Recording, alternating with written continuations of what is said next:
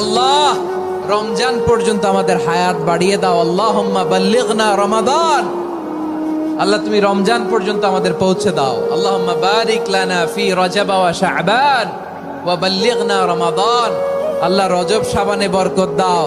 আল্লাহ রমজান পর্যন্ত তুমি আমাদেরকে পৌঁছে দাও। আওয়াজ করে পড়েন আমিন।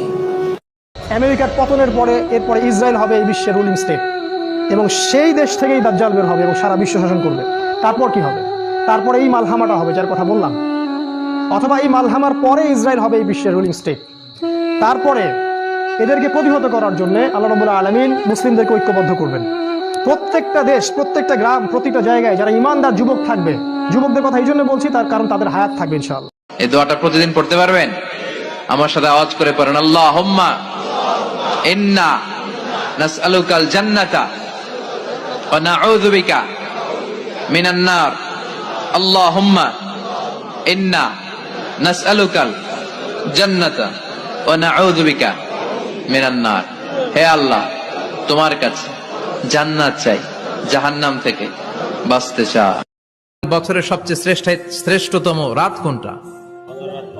কদরের রাত। ইন্না আনজালনাহু ফি লাইলাতিল কদরি ওয়া মা আদরাকা মা লাইলাতুল কদর। লাইলাতুল কদরি খায়রুম